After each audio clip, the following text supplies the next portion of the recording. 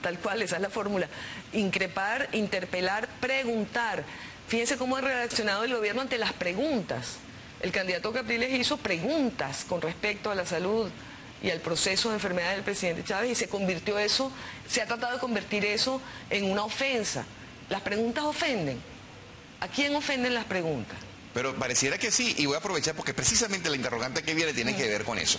¿Están de acuerdo con que su candidato diga que quién sabe cuándo Chávez murió? ¿De verdad creen en eso del discurso violento? Y lo digo porque entra en juego a alguien muy afectado por el dolor de la pérdida de un padre, no el chavista, es la hija del presidente Chávez, María Gabriela Chávez. Usted está poniendo en duda que yo diga que murió el día que se murió. Está haciendo una pregunta, respondan con la verdad, eso es todo. ¿Por qué le tienen miedo a la verdad? Porque la verdad ofende. La verdad ofende.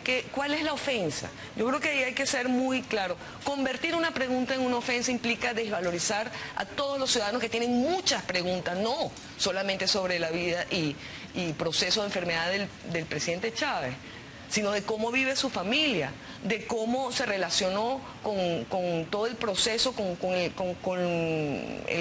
los hermanos Castro, de qué pasó en esos últimos meses de su vida. ¿Qué pasó con sus médicos? O sea, yo creo que todas esas son preguntas muy legítimas, que las tiene que hacer cualquiera, y que no se va a resolver simplemente creando una comisión para la investigación de la salud del presidente que no considere esas preguntas. Tienen que preguntarse. Todo el mundo tiene esas preguntas, chavistas y no chavistas. Y no puede ser que se use para dividir otra vez al país. Ahí no hay odio, ahí hay una pregunta. Entonces, a mí me parece mucho más preocupante y produce más odio el silencio, el hermetismo y la manipulación. Celebrar la muerte no es violencia. Divisiones que los pobres se expresen como nunca antes. ¿O no vivían en el país de los 80? O sea, evidentemente está... No entiendo. ¿Cuál es la pregunta? Es que... Son tres preguntas en una. O sea, celebrar la muerte no es violencia. O sea, a propósito de quienes celebran que se murió el presidente. Divisiones que los pobres se expresen como nunca antes, porque ahora sí se expresan y antes no se podían expresar.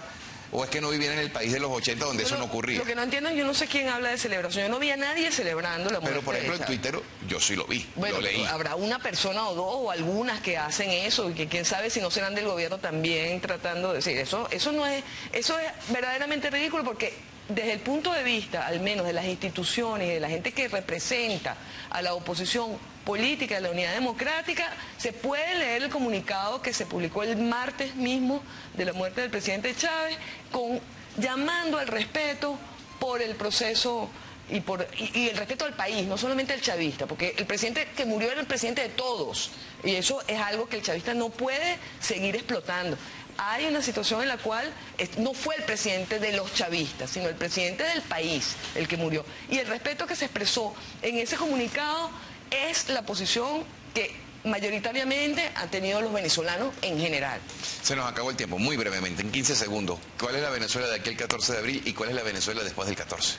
A mí me preocupa el lenguaje violento, me preocupa esa crispación que se está creando en el país. Creo que hay que de verdad procurar en todo sentido reducir ese nivel de crispación. Me preocupa sobre todo porque es una crispación que veo originada en el gobierno, que tiene todas las ventajas, que tiene todas las circunstancias favorables y sin embargo insiste en construir una identidad de muchísima violencia. Sí, donde el otro, el que no es chavista, es un monstruo, es una violencia, es un alien, como dirían en inglés, un extranjero. Yo creo que eso de verdad es una actitud equivocada que no va a dar buenos frutos, ni para el país, ni para el proceso electoral tampoco. Bueno, muchísimas gracias. Jorge Capriles por habernos acompañado en la mañana de hoy. Tenemos que ir a la pausa y ya volvemos con más de Primera Página.